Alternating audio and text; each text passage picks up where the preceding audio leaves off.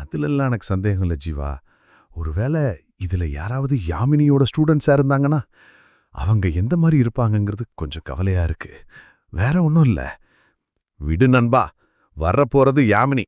அவங்களோட ஸ்டூடெண்ட் தானே, அவங்களெல்லாம் ஈஸியா ஜெயிச்சிருவ. சோ ரிலாக்ஸா போய் சண்டை போடு. உனக்கு உன்னோட குரு காத்து கொடுத்த பயிற்சிகள் எல்லாம் கூடவே இருக்கும். கூட உன் நண்பன் ஜீவாவும் இருப்பான். எனக்கு தெரிஞ்சு இங்க இருக்கிற எல்லாரை விடவும் நீ மட்டும்தான் பெஸ்ட்.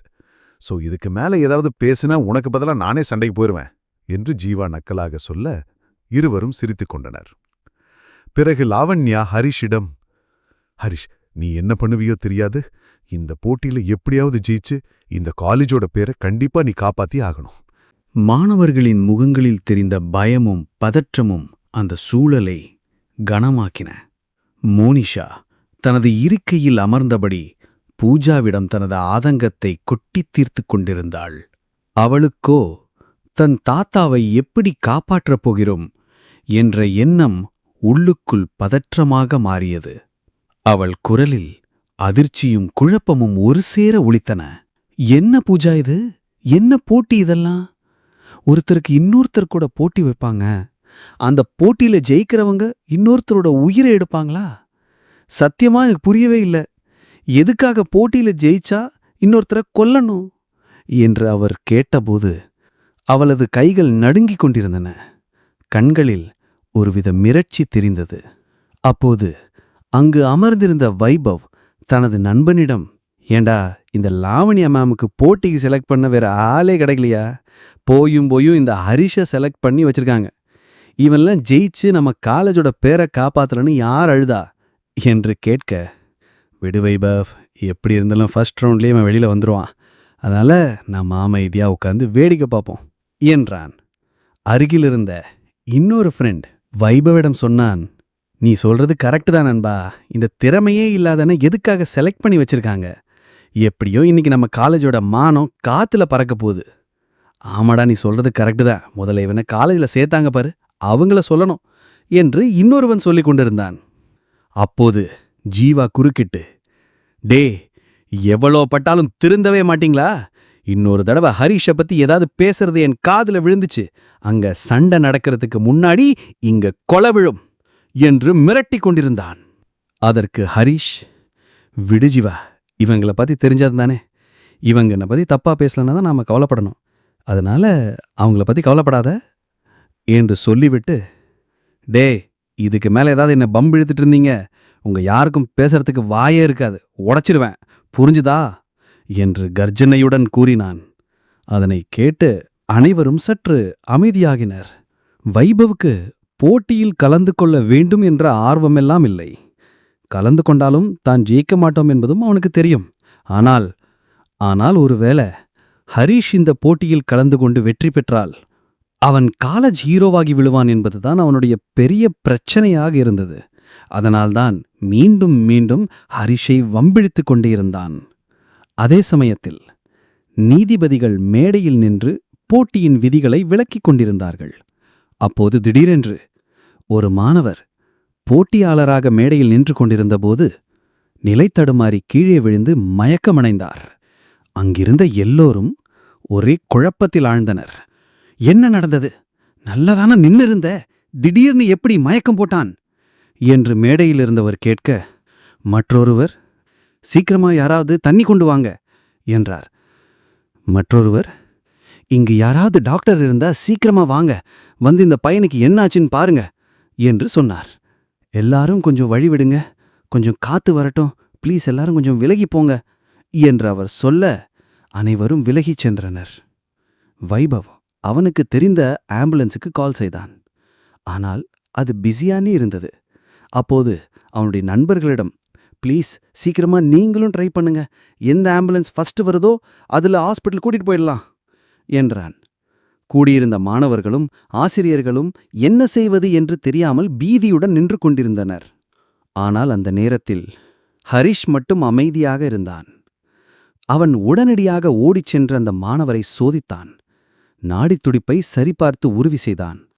மூச்சு சீராக இல்லை என்று புரிந்து கொண்டான். உடனே அந்த மாணவரை மீட்பு நிலைக்கு திருப்பி கடத்தினான். இன்னொருவர், உடனே மருத்துவ அறைக்கு தகவல் சொல்லுங்க, அவனுடைய நடவடிக்கைகளை பார்த்ததும் பீதியிலிருந்த 2 மாணவர்கள் அவன் கூறிய அறிவுறுத்தல்களைக் கேட்டு செயல்பட ஆரம்பித்தார்கள். ஹரிஷ் அந்த மாணவருக்கு அடிப்படை முதலுதவியே செய்யத் தொடங்கினான். அவன் CPR கொடுக்கத் தொடங்கினான். சில வினாடிகள் பதற்றமாக இருந்தாலும் மாணவர் சுவாசிக்க ஆரம்பித்தார். அங்கிருந்த அனைவரும் மூச்சுக்கூடு விடாமல் பார்த்து கொண்டிருந்தனர்.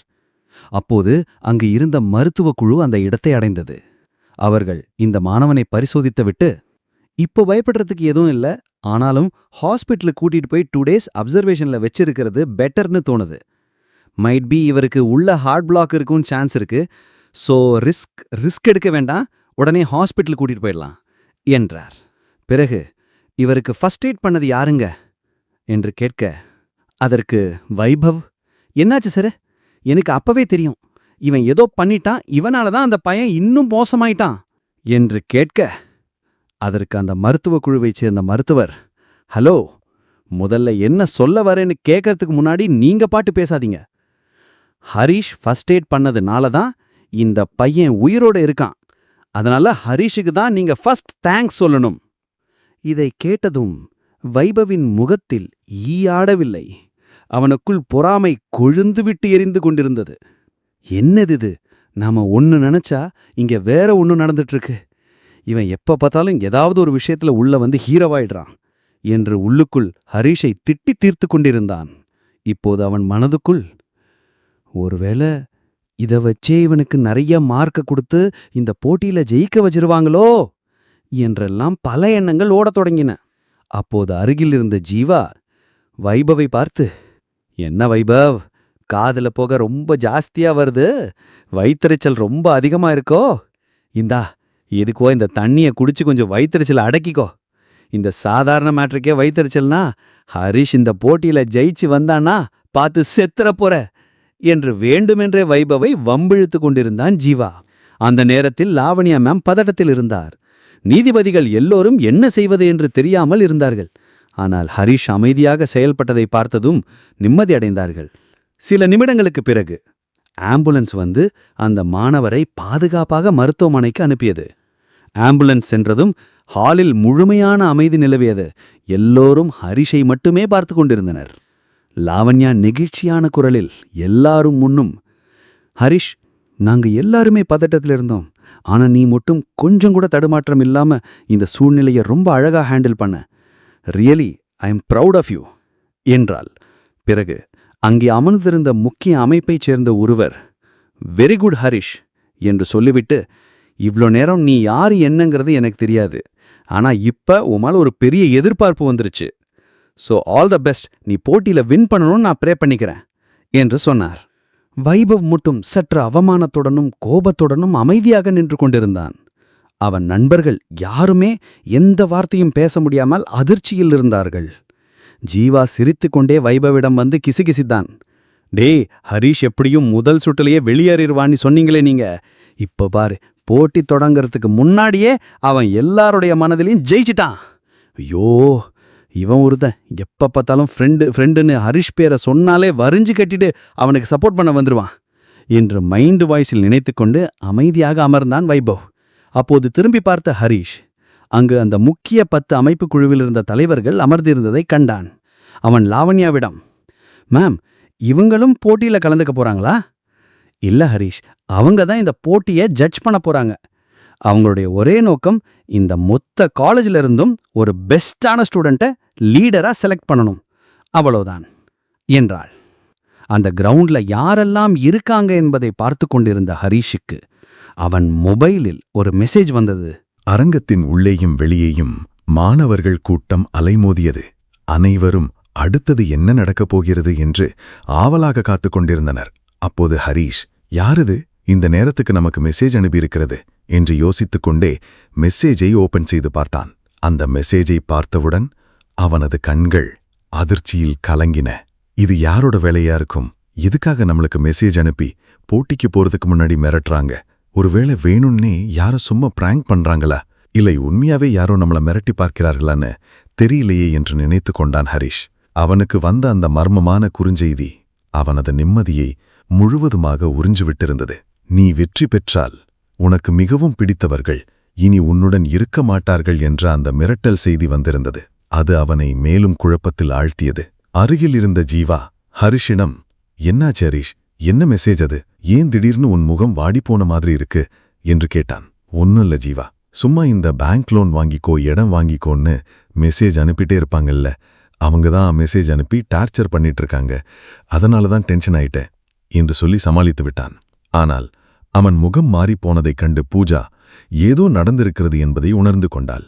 இருந்தும் ஹரீஷ் எதுவும் சொல்லாமல் அமைதியாக இருக்கும்போது நாம் அவனிடம் சென்று கேட்பது சரியாக இருக்காது என்று நினைத்தவள் அமைதியாக அமர்ந்திருந்தாள். பிறகு ஹரீஷ் எழுந்து அந்த இடத்தை விட்டுச் சென்றான். அரங்கத்தின் பின்புறம் மாணவர்கள் நடமாட்டம் குறைவான ஒரு இடத்தில் ஹரீஷ் தனியாக நின்றிருந்தான். அவன் மனதிற்குள் ஓடிக்கொண்டிருந்த எண்ணங்களின் பாரம் அவன் முகத்தில் தெளிவாக தெரிந்தது. தன்னுடைய ரகசியம் வெளியே தெரிந்தால் கூட பரவாயில்லை, ஆனால் அதன் விளைவாக தன் மனைவி சந்தனா மற்றும் உயிர் நண்பன் ஜீவாவுக்கு ஆபத்து வரக்கூடாது என்று அவன் உறுதியாகியிருந்தான். அவன் மனதிற்குள் ஆயிரம் கேள்விகள். இந்த மிரட்டல் யாருடையது? இதன் நோக்கம் என்ன? இந்த போட்டி வெறும் தலைவன் பதவிக்காக நடக்கிறதா, இல்லை வேறு ஏதோ ஒரு இருண்ட சதி இதன் பின்னால் ஒளிந்திருக்கிறதா என்று எண்ணங்கள் அலைபாய்ந்து கொண்டே இருந்தன. அப்போது மின்னல் வேகத்தில் ஒரு உருவம் அவன் அருகில் ஓடி வந்தது. அது அவனது வகுப்பு தோழி பூஜா. அவள் பின்னால் எப்போதும் இறுக்கமான முகத்துடன் இருந்த மோனிஷா இப்போது தன் முகத்தில் இருந்த இறுக்கத்தை இழந்து சோகமும் பதட்டமும் கலந்த ஒரு புதிய பாவனையுடன் நின்றிருந்தாள். அவர்களின் தோற்றமே ஏதோ விபரீதம் நடந்துவிட்டது என்பதை உணர்த்தியது. பூஜா பதற்றத்துடன் ஹரிஷ் இருக்கும் இடத்தை நோக்கி ஓடி வந்தாள். ஹரிஷ், நீ இங்க இருக்கணும், ஒரு நிமிஷம்தான், அவசரமா உன்கிட்டே பேசணும், நான் சொல்றத மட்டும்தான் நீங்க கேட்கணும். ஹரீஷ் பூஜா மற்றும் மோனிஷாவை ஒரு புறமாக அழைத்துச் சென்றான். அவன் கண்களில் இருந்த உறுதி அவர் இருவரின் அச்சத்தையும் பார்த்ததும் ஒரு புதிய உணர்வை கண்டடைந்தது. "நிதானமா பேசுங்க பூஜா, என்ன விஷயம்? உங்களுக்கு என்ன ஆச்சு? ஏன் இவ்வளோ பதட்டமா இருக்கீங்க? எது நடந்தாலும் பார்த்துக்கலாம்" என்று சொன்னான் ஹரீஷ். பூஜா பேசத் தொடங்க மோனிஷா அவளை நிறுத்தினாள். மோனிஷாவின் கண்களில் நீர் திரண்டது. பல வருடங்களாக ஹரீஷ் மேல் இருந்த கோபம் இப்போது ஒரு பெரும் தவறு என்று உணர்ந்தது போல் இருந்தது. அவள் தன் இதயத்தின் பாரத்தை இறக்கி வைக்க துடித்தாள். அப்போது மோனிஷா தனது குரல் நடுங்க ஹரீஷினும் பேசத் தொடங்கினாள். "ஹரீஷ், நான் உன்னை தப்பா எடை போட்டேன். எனக்கு உன் மேல இருந்த கோபத்தால உன்னையும் ஒரு பணத்துக்காக மட்டும் அலையிற ஒருத்தன்னு தப்பா பார்த்தேன். நான் செஞ்ச எல்லா தப்புக்கும், நான் உன்னை தப்பா பேசினதுக்கும் என்னை மன்னிச்சுக்கோ. நீதான் பணத்தை வாங்கிட்டு என் தாத்தாவை கொல்றதுக்காக போட்டியில கலந்துக்க போறேன்னு உன்னை தப்பா நினைச்சிட்டேன். அப்புறம் ஒரு நாள் தாத்தா கிட்ட என்னோட ஃப்ரெண்டுக்காக ஒரு பவர் பில் கேட்டேன். அவர் கொடுக்க மாட்டேன்னு சொல்லிட்டாரு. அவர் மேல இருந்த கோவத்துல அங்கிருந்து பூஜா வீட்லயே வந்து கொஞ்ச நாள் தங்கிட்டேன்" என்றாள் மோனிஷா. மோனிஷாவின் வார்த்தைகள் ஹரீஷுக்கு ஒரு புதிராக இருந்தது. எதற்கு அவள் கேசவன் மீது கோபமாக இருக்க வேண்டுமென்று பல கேள்விகள் அவனுக்குள் எழுந்தன. "மோனிஷா, நீ என்ன சொல்றன்னு எனக்கு புரியல. எனக்கு இப்போ பேசிட்டு இருக்கிறதுக்கு நேரம் இல்ல. போட்டி ஆரம்பிக்க போகுது. எதுக்காக வந்தீங்களோ முதல்ல அதை சொல்லுங்க" என்று கேட்டான் ஹரீஷ். பிறகு மோனிஷா ஹரீஷிடம், "இல்ல ஹரீஷ், இதுதான் சரியான நேரம்.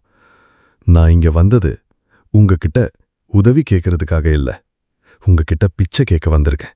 தயவு செஞ்சு எனக்கு ஹெல்ப் பண்ணுங்க ஹரீஷ்." மோனிஷா ஹரீஷிடம் இதுவரை இவ்வளவு பணிவாக பேசியதே இல்லை. முதல் முறையாக எதற்காக பேசுகிறாள் என்பதை புரிந்திருந்தாலும் அதனை வெளிக்காட்டிக் கொள்ளாமல் நின்றிருந்தான் ஹரீஷ். "ஓ, இப்பதான் புரியுது. நான் இந்த போட்டியில கலந்துகிட்டு ஜெயிச்சு இவங்க தாத்தாவை கொல்ல போறேன், அதுவும் பணத்துக்காக கொல்ல போறேன்னு தெரிஞ்சா இவன் நம்ம மேல இவ்வளவு கோபமா இருந்தா" என்று தனக்குள் சொல்லிக் கொண்டான் ஹரீஷ். மோனிஷாவின் கோபமும் அவள் ஏன் ஹரீஷை வெறுத்தாள் என்பதற்கான காரணமும் இப்போது அவனுக்கு முழுவதுமாக புரிந்தது.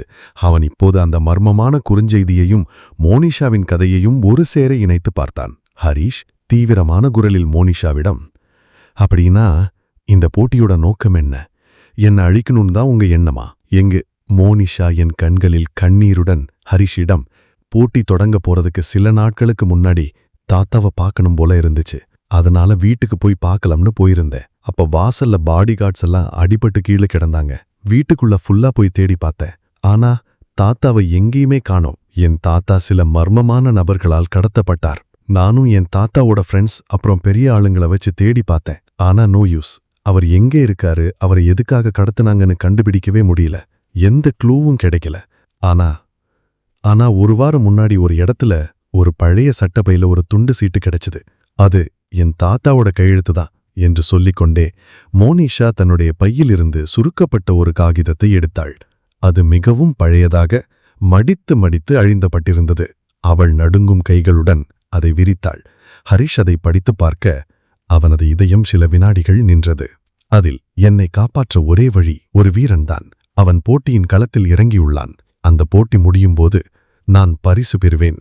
நான் அழிந்து போகாமல் என்னை காப்பாற்ற அந்த வெற்றி பெறும் வீரனால் மட்டுமே முடியும் என்று எழுதியிருந்தது. அப்போது மோனிஷா கவலை தொய்ந்த குரலுடன் ஹரிஷிடம், இந்த போட்டில நீங்க கலந்துக்கிறதுக்கு முன்னாடியே தைரியமா ஒரு உயிரை காப்பாத்துறதுக்கு வந்ததுக்கு அப்புறம்தான் எனக்கு ஒரு உண்மை புரிந்தது. அந்த வீரன்கிறது நீங்கதான்ங்கிறது புரிஞ்சிச்சு. மோனிஷாவின் வார்த்தைகள் ஹரிஷுக்கு தெளிவான ஒரு பாதையை அமைத்தது. அவன் தனது கைபேசியில் வந்த மிரட்டல் செய்தியையும் மோனிஷா சொன்ன உண்மைகளையும் ஒரு சேர இணைத்தான். இப்போது அவனுக்கு எல்லாம் தெளிவாக புரிந்தது. இப்ப எனக்கு எல்லாம் புரிஞ்சிருச்சு. அந்த குறுஞ்செய்தி என்ன கொல்லும்னு சொல்லல, என்னோட ரகசியத்தை வெளியே கொண்டு வரும்னு தான் சொல்லிச்சு. அதுக்கு பயந்து நான் இந்த போட்டியிலிருந்து விலகிடுவேன்னு நினைச்சாங்க.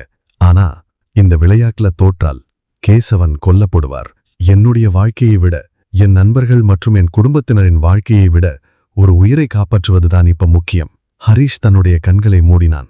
சில வினாடிகளுக்குப் பிறகு அவன் கண்களை திறந்தபோது அவனது பார்வை ஒரு புதிய நம்பிக்கையையும் உறுதியையும் கொண்டிருந்தது. அவன் பயம் முழுவதும் மறைந்து ஒரு மாபெரும் வீரனின் பலம் அவன் கண்களில் மின்னியது. அவன் தோளை தட்டிய பூஜா மற்றும் மோனிஷா இருவரும் அவனை பார்த்து பெருமையடைந்தனர். ஹரிஷ் பூஜா மற்றும் மோனிஷாயிடம், நான் இந்த போட்டியில நிச்சயம் ஜெயிப்பேன். என் வெற்றியின் மூலமா கேசவனை காப்பாத்துவேன். அந்த சதிக்காரனை அவன் வச்ச அதே பொறியில சிக்க வைப்பேன். இந்த போட்டியில கலந்துக்க போறது ஒரு தலைவன் பதவிக்காக இல்ல, இது என் நண்பர்களை, என்னுடைய குடும்பத்தை மற்றும் ஒரு உயிரை காப்பாத்தத்தான். ஹரிஷின் வார்த்தைகள் அவனுடைய நோக்கத்தை மாற்றின. இப்போது அவன் ஒரு சாதாரண போட்டியாளராக இருந்து ஒரு பாதுகாவலனாக மாறிவிட்டான். அவன் போட்டியின் மேடையை நோக்கி நடக்க ஆரம்பித்தான். அங்கு கூடியிருந்த அனைவரிடமும் பெரிய எதிர்பார்ப்பு காத்திருந்தது. ஹரிஷா இல்லே அர்ஜுனா என்று பெரிய விவாதமே கூட்டத்திற்குள் நடந்து கொண்டிருந்தது. நடுவர் மைக்கேல் முதல் சுற்றில் யார் யார் மோதப் போகிறார்கள் என்ற பெயரை அறிவித்தனர். முதல் சுற்றில் மோதப்போவர்கள் ஹீலிங் ஆர்ட்ஸ் காலேஜை சேர்ந்த ஹரிஷ் மற்றும் cure college of herbal medicine student Arjun. Arjun சாதாரண போட்டியாளர் அல்ல, மிகவும் திறமை வாய்ந்தவன். மார்ஷியல் ஆர்ட்ஸ் முதல் பல வித்தைகளை கற்றுத் தேர்ந்தவன். அவன் பெயரை சொன்னதுமே அரங்கமே அதிர்ந்தது. இதுவரையில் யாரிடமும் அவன் தோற்றதே இல்லை. அதனால் அனைவரும் ஹரிஷை பாவமாக பார்த்தனர். மீண்டும் வைபவ் அவன் நண்பர்களிடம் ஹரிஷை பற்றி பேச ஆரம்பித்தான். பாத்தியாதர்ஷ், அர்ஜுன் கிட்ட போட்டி போட்டு ஹரிஷ் ஜெயிக்க போறானா? சான்ஸே இல்ல. ஃபர்ஸ்ட் ரவுண்ட்லயே இவ்வளோ கஷ்டமான போட்டியாளரை இறக்கியிருக்காங்க. அப்ப கண்டிப்பா ஹரிஷோட ஆட்டம் இன்னைக்கு கூட க்ளோஸ். நாளைக்குலேருந்து எனக்கு தொல்லை இல்லாம கிளாஸ்ல நிம்மதியா இருப்பேன் நினைக்கிறேன் என்றான். அதற்கு ஆதர்ஷ், கரெக்டா சொன்ன வைபவ். இன்னைக்கு கண்டிப்பா ஹரிஷோட நிலைமை என்ன ஆகும்னு யாராலையும் சொல்ல முடியாது. எப்படியும் அவன் நம்மள தொல்லை பண்ணாம இங்கிருந்து போனா சரி.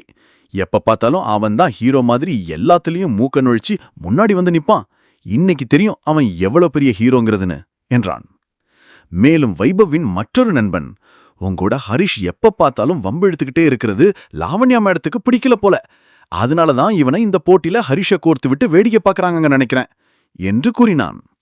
ஹரிஷை பற்றி ஆதர்ஷ் மற்றும் அவனது நண்பர்கள் மட்டம் தட்டி பேச பேச வைபவின் தலையில் பெரிய ஐஸ் மலையையே வைத்ததைப் போல் இருந்தது. ஹரிஷ் தோற்று விடுவான் என்று சொன்னது வைபவின் காதில் இனிமையான தேன் வந்து பாய்ந்தது போல் இருந்தது. அவனே போட்டியில் கலந்து கொண்டு வெற்றி பெற்றதைப் போல் உணர்ந்தான். அவர்கள் மனதில் ஹரிஷை பற்றி உள்ளுக்குள் பதிந்திருந்த அனைத்து வஞ்சக எண்ணங்களும் ஆத்திரமாக, எரிச்சலாக வெளியே வந்து கொண்டிருந்தது. நல்ல வேளை அந்த இடத்துல ஜீவா இல்ல. இருந்திருந்தால் வைபவ் மற்றும் அவனுடைய நண்பர்களோட நிலைமையும் என்னவா இருந்திருக்கும்னு நினைச்சு கூட பார்க்க முடியாது. ஜீவா பக்கத்தில் இல்லாதது அவனுக்கு மேலும் நிம்மதியை கொடுத்தது. போட்டியாளர்களை போட்டி நடக்கும் இடத்திற்கு அழைத்தனர்.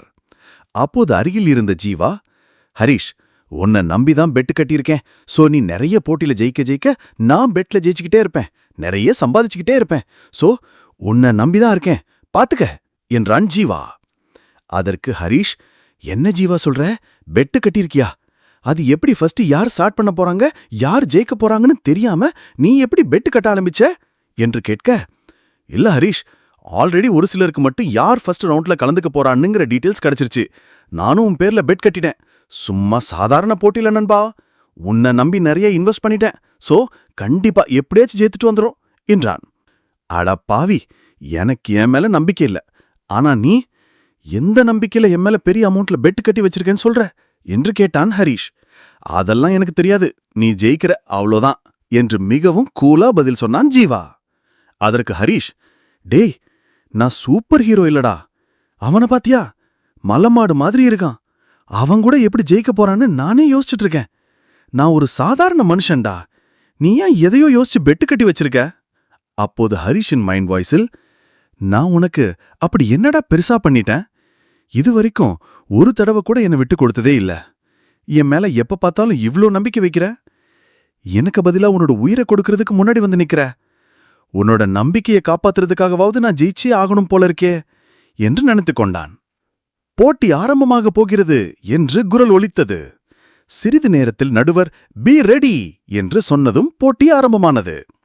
அனைவரும் அவரவர்களுக்கு பிடித்த போட்டியாளர்களுக்கு ஆதரவளித்து அவர்களின் பெயரை கத்திக் கொண்டிருந்தனர். இங்கு ஹரிஷின் பெயர் ஒரு சிலர் குரல்கள் மட்டுமே ஒலித்தன.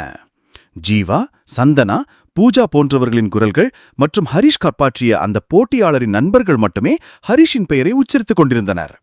இதில் பூஜா மற்றும் மோனிஷாவிற்கு மட்டுமே ஹரிஷ் ஜெயித்தே ஆக வேண்டும் என்ற எதிர்பார்ப்பு அதிகமாக இருந்தது.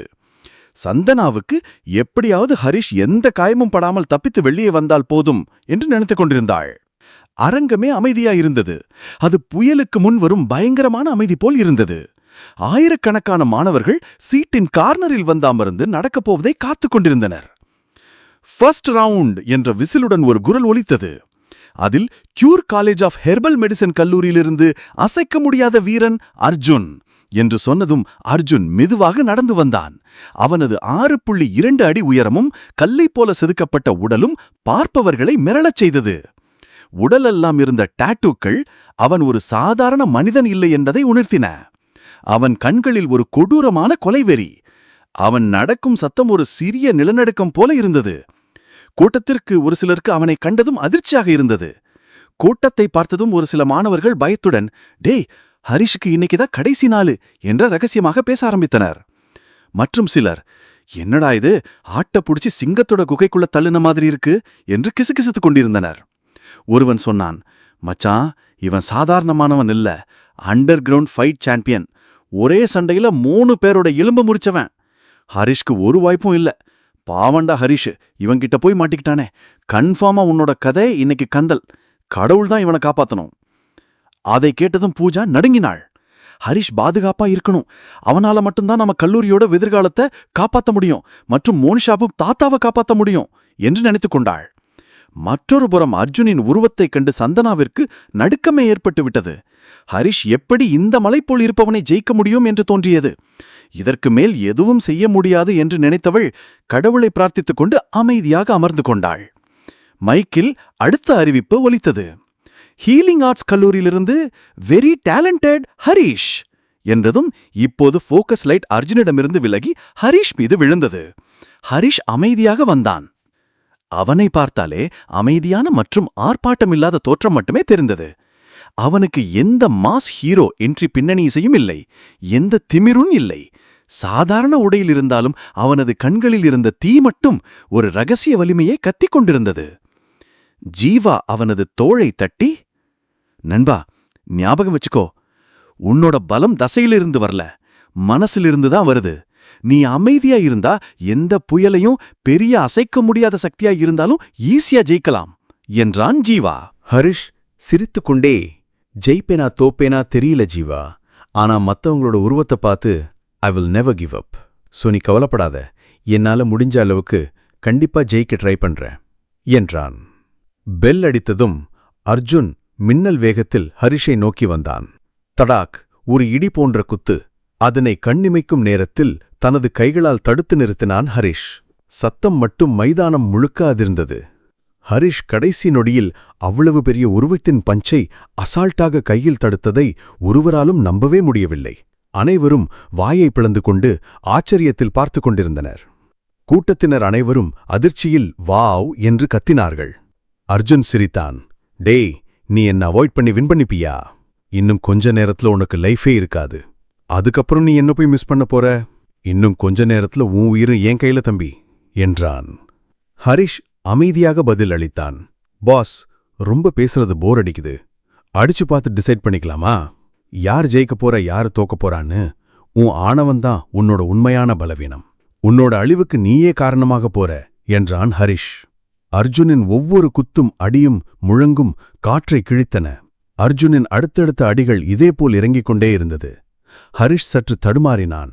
இருந்தாலும் தன் குருதேவர் கற்றுக் கொடுத்த வித்தைகளை இப்போது வரை அவன் பயன்படுத்தவில்லை. மீண்டும் அர்ஜுன் தாக்கினான். வூஷ் என்று சத்தம். ஹரிஷை சில அடிகள் தொட்டுவிட்டது. ஹரிஷின் உடலில் ஆங்காங்கே ரத்தம் வழிந்தது. மாணவர்கள் கூச்சல் போட்டார்கள். ஐயையோ, ஹரிஷ் தோற்றுவானோ என்ற கேள்வி ஒவ்வொருவர் மனதிலும் எழுந்து கொண்டே இருந்தது. இங்கு வைபவுக்கும் அவனது நண்பர்களுக்கும் எல்லையற்ற மகிழ்ச்சி. அப்போது நக்கலாக ஒரு பார்வை பார்த்தான் வைபவ். பிறகு ஜீவாவிடம், என்ன ஜீவா, உன்னோட உயிர் நண்பன் உயிரோடு திரும்பி வருவானா, இல்ல அள்ளி போட்டுட்டு வேற எங்கேயாவது கொண்டு போகணுமா என்று கேட்டுக்கொண்டிருந்தான் வைபவ். ஜீவாவிற்கு ரத்தம் கொதித்தது. அங்கேயே வைபவை அடித்துக் கொன்றுவிட வேண்டும் போலிருந்தது. ஆனால் போட்டியில் இதெல்லாம் சாதாரணம் என்பதை புரிந்து கொண்டவன் சற்று நேரம் அமைதியாக அமர்ந்து கொண்டான். இந்த அமைதி வைபவுக்கே சற்று ஆச்சரியமாக இருந்தது. ஜீவாவா இவ்வளவு அமைதியாக அமர்ந்திருக்கிறான் என்று யோசித்தான். அப்போது அங்கே அமர்ந்திருந்த நடுவர்களில் ஒருவர் சொன்னார், அர்ஜுனோட ஸ்ட்ரென்த் அண்ட் மூவ கற்பனை பண்ணி பார்க்க முடியாத அளவுக்கு இருக்கு. ஆனா ஹரிஷ் இன்னும் அவ்வளவு அமைதியா இருக்கான்னு மட்டும் எனக்கு புரியவே மாட்டேங்குது. இதுக்கு மேலேயும் அமைதியா இருக்கிறது அவனோட உயிர்க்கே ஆபத்தா போய் முடியும்னு எனக்கு தோணுது என்றார். சுமார் 5 நிமிடத்தில் ஹரிஷின் உடல் சோர்வடைந்தது. சுவாசம் கனமானது. அர்ஜுன் சிரித்துக்கொண்டே ஹரிஷிடம், "That's the limit of yours? நீ ஜிம்ல வந்து என் கூட ஃபைட்டிங் போட்டு ஈஸியா ஜெயிச்சு போயிடலாம்னு நினைச்சா? உன்னோட கதை இன்னைக்கு முடிஞ்சிரும். உன் காலேஜுக்கு நான் அடிக்கப் போற முதல் சாவு மணி நீதாண்டா" என்று ஒரு மிருகத்தைப் போல கத்திக் கொண்டிருந்தான். அப்போது ஹரிஷின் மனதிற்குள் விரைவாக இவனை எப்படி தாக்கினால் ஜெயிக்க முடியும்னு கணக்கிட்டு கொண்டிருந்தான். இவனோட பலம் இவன் வேகமா தாக்குறது. ஆனா இவனுக்கு அடிய தாங்குற சக்தி ரொம்ப கம்மி. அதனால, ஹரிஷ், இது உன்னோட கடைசி சான்ஸ், மிஸ் பண்ணிடாத. இது உன் காலேஜோட மான பிரச்சனை மட்டும் இல்ல, ஒரு உயிர் சம்பந்தப்பட்ட விஷயம். சோ கண்டிப்பா இதுல ஜெயிச்சே ஆகணும். அதனால உன்னோட லாஸ்ட் சான்ஸை ஒழுங்கா யூஸ் பண்ணிக்க ஹரிஷ் என்று தன்னைத்தானே நம்பிக்கை ஏற்படுத்திக் கொண்டான். அடுத்த நொடியில் ஹரிஷ் தன் நிலைப்பாட்டை மாற்றினான். இப்போது அவனுடைய ஒவ்வொரு அசைவும் வித்தியாசமாக இருந்தது. அவனுடைய திடீர் மாற்றத்தை அர்ஜுனால் ஏற்றுக்கொள்ள முடியவில்லை. அவன் தனது குருவிடம் கற்றுக்கொண்ட தற்காப்பு கலை இப்போது அவனுக்கு உதவியது. அதில் ஒரு இரகசியமான அழுத்தப் புள்ளி தாக்குதல், ஒரு இடது குத்து, ஒரு வலது அழுத்தம். அர்ஜுனன் உடல் திடீரென இறுக்கமடைந்தது. தசைகள் அனைத்தும் இறுக்கமடைந்ததால் அவனால் வலியை பொறுத்து கொள்ளவே முடியவில்லை. வாழ்வில் முதன்முறையாக இந்த வேதனையை அனுபவிக்கிறான். அர்ஜுன் அதிர்ச்சியிலிருந்து மீள முடியாதவனாய் ஹரிஷிடம், "டே, என்னடா பண்ணி வச்ச?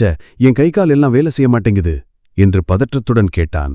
இதுவரை அர்ஜுன் இத்தனையோ போட்டியாளர்களுடன் மோதியிருக்கிறான். ஆனால் இதைப்போல் யாருமே அவனை தோற்கடித்ததில்லை. ஹரிஷ் அமைதியாக, "இது சாதாரண குத்தல்ல. இது மூலிகை நரம்பு பூட்டு. உன் திமிரி என்னைக்கு அடங்குதோ அன்னைக்குதான் இது சரியாகும். என்ன ட்விஸ்ட் போதுமா, இல்ல இன்னும் வேற ஏதாவது எதிர்பார்க்கிறியா?" என்று அர்ஜுனிடம் நக்கலடித்துக் கொண்டிருந்தான் ஹரிஷ்.